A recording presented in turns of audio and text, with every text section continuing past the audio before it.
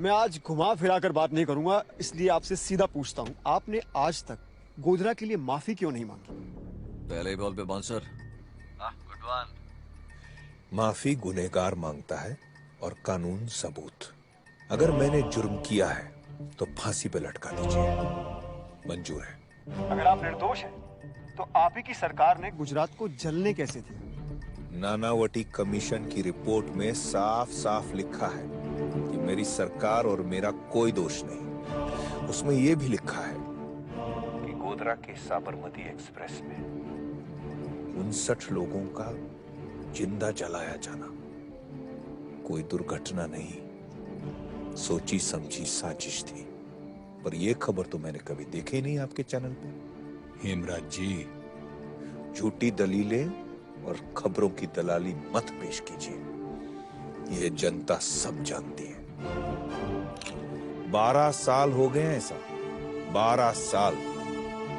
Curfew क्या चीज है, दंगा क्या होता है, गुजरात के एक बच्चे को पता नहीं। गोधरा के दंगों का दोषी कौन है, हिंदू या मुसलमान? मुसलमान। क्या कहा आपने? यही सुनना चाहते हैं?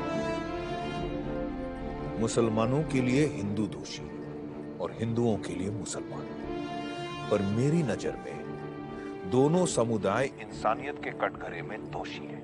Violence has no religion and no religion has violence. Gujarat के सीएम किसके साथ है? गरीबों के साथ है या उद्योगपतियों के साथ है?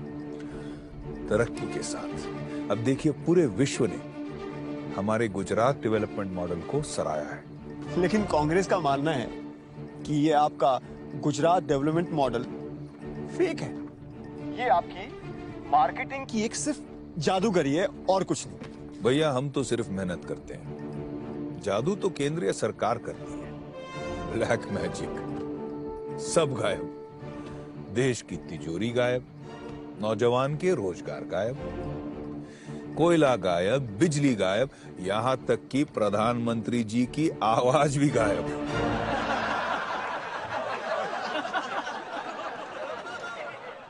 मित्रों, अब आपको निर्णय लेना है, उनका टेप रिकॉर्ड सुनना है या मेरे विकास का ट्रैक रिकॉर्ड।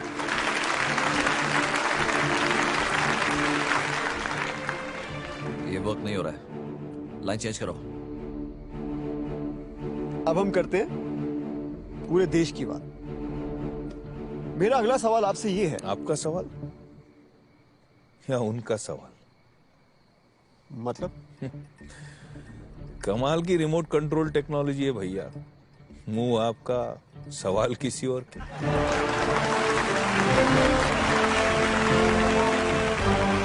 चलिए पूछिए।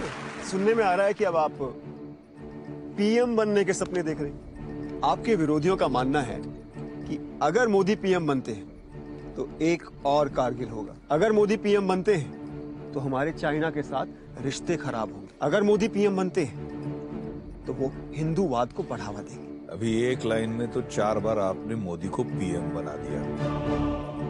मुझसे ज्यादा लगता है आप सपने देख रहे हैं मेरे पीएम बनने के। मजाक नहीं मोदी जी, लोग सच में डरे हुए हैं कि अगर आप इस देश के प्रधानमंत्री बनते हैं तो पाकिस्तान और चाइना के साथ हमारी एक और जंग होगी। आप कश्मीर के मुद्दे को भड़काएंगे और देश के टुकड़े टुकड़े हो जाएंगे। पाकिस्तान को जन्म किस पार्टी ने दिया था? 1947 में अखंड भारत के टुकड़े टुकड़े किस पार्टी ने दिया? अगर नेहरू जी की जगह सरदार पटेल पीएम होते तो ना हम चीन की लड़ाई हारते, ना आधा कश्मीर पाकिस्तान के पास होता और ना ही आतंकवाद की वजह से हमारे वीर सिपाहियों के सर सरहद पे कटते।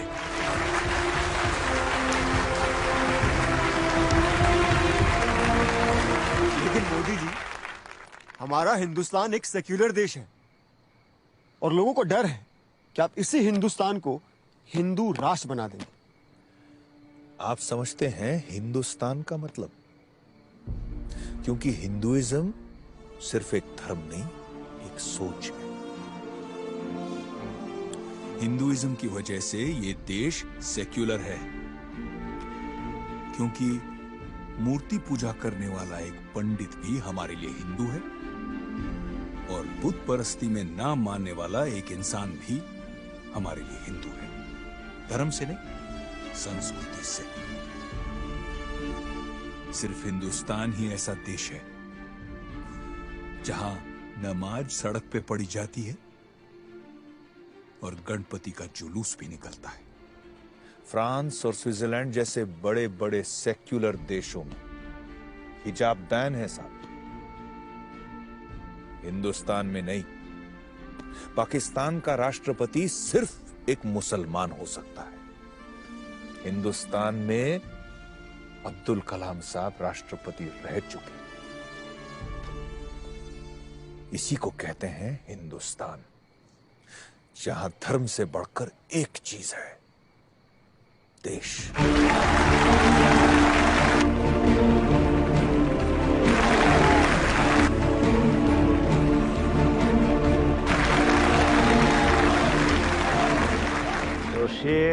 ये सब छोड़िए मोदी जी, ये बताइए कि जब तक आपके ऊपर गोधरा कांड में चल रहे एसआईटी कोर्ट की क्लीन चिट नहीं मिल जाती, आप प्रधानमंत्री कैसे बन पाएंगे? ये आपके ऊपर बहुत गंभीर आरोप हैं। जनता तो छोड़िए, आपकी खुद की पार्टी आपको कैसे स्वीकार करेगी? इसका जवाब आपको अगले 30 सेकंड में मिल जाएगा। वो क्या कहते हैं आपकी भाषा में, ब्रेकिंग न्यूज है, आपके लिए और उनके लिए भी। मोदी जी, जय हिंद। अभी कुछ सवाल बाकी है।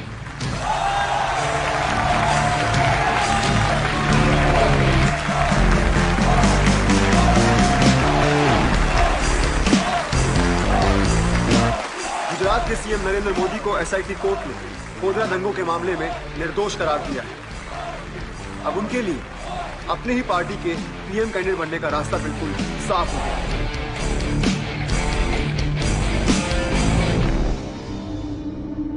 गजब का जुनून है इसकी आंखों में।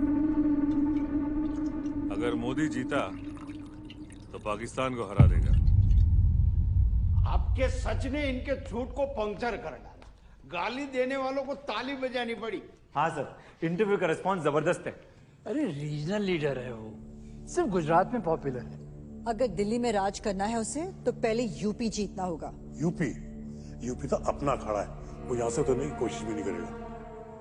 अब एक ही सवाल है, आप इलेक्शन कहां से लड़ेंगे, अहमदाबाद या गांधीनगर? बनारस। बनारस?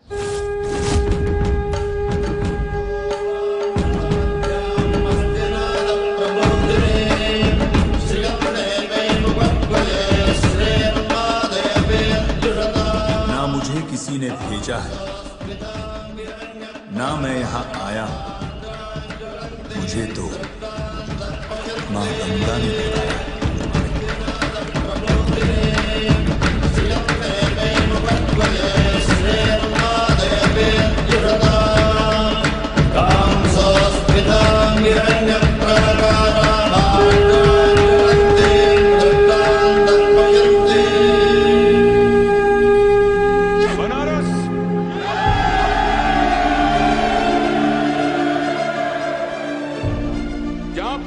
मुक्ति के लिए आती है, अब यहीं से भारत भी मुक्त होगा।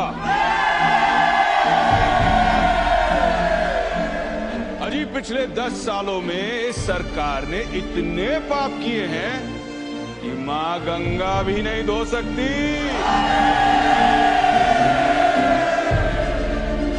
देश के भविष्य को लेकर बहुत से सवाल खड़े हैं और इन सभी सवालों का उत्तर उत्तर प्रदेश देगा। क्या आप मेरे साथ हैं? क्या आप मेरे साथ हैं? वंदे वंदे वंदे।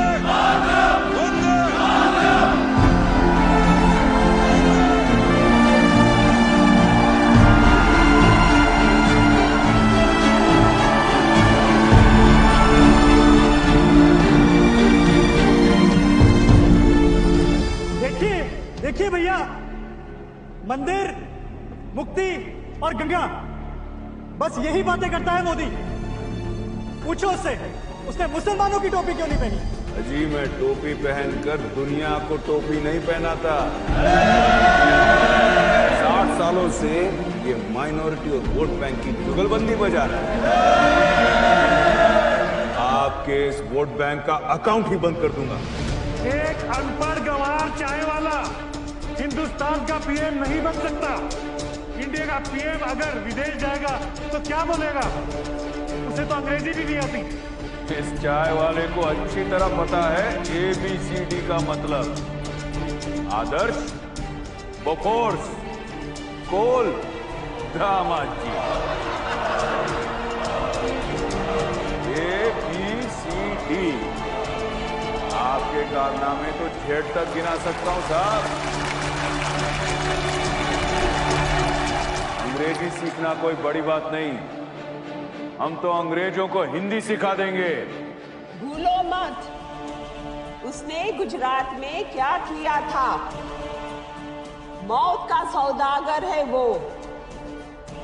उसे जीतने दिया तो पूरे इंडिया को गुजरात जैसे बना देगा।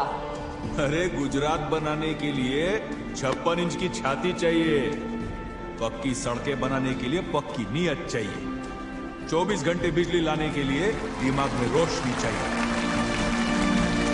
हाँ, मैं सौदागर हूं, लेकिन मौत का नहीं, विकास का। आप किसका सौदा करते हैं जी? है कोई जवाब? मेरी आखिरी रैली पटना के गांधी मैदान में होगी और ये जंग दिल्ली में ही जाके खत्म होगी।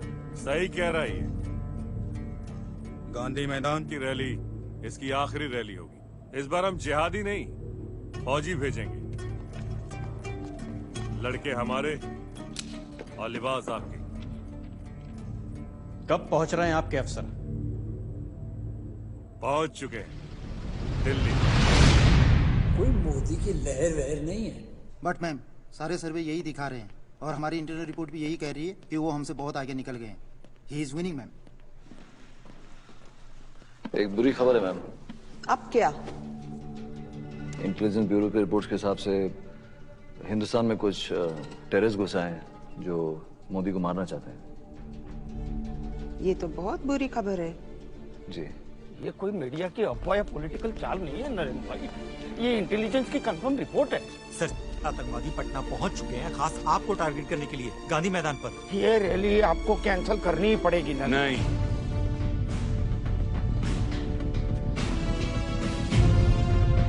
मीडिया को ब्रेकिंग न्यूज और विरोधियों को मुद्दा मिलेगा कि मोदी भाग गया। लेकिन नरेंद्र भाई, मैं उनकी परवाह नहीं करता, लेकिन हर वो हिंदुस्तानी जो मेरी तरफ आशा लिए देखा है, उसकी नजर झुक जाएगी। जो खुद की सुरक्षा की चिंता करे, वो देश की हिफाजत क्या करेगा? सॉरी सर, लेकिन इंदिरा जी, राजीव गांधी, इन्हें भी इंटेलिजेंस रिपोर्ट मिली थी और उन्होंने भी नहीं मानी। जोशी, मैं दिल्ली उन आतंकवादियों से भागने नहीं, उन्हें भगाने जा रहा हूं। बाप प्रणाम। बस नरेंद्र भाई मेरी बात नहीं मान रहे हैं, अब आप ही समझाइए।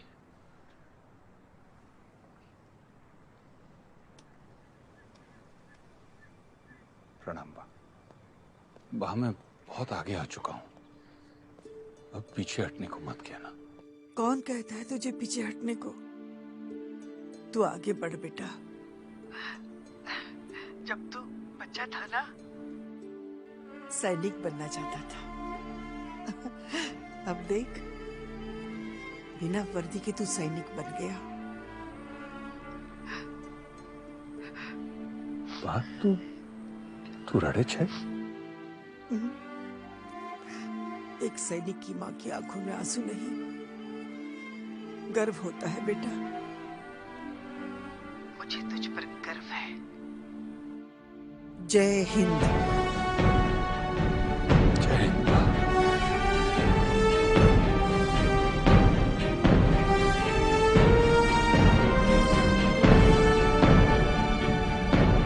कल शाम 7 बजे पटना गांधी मैदान।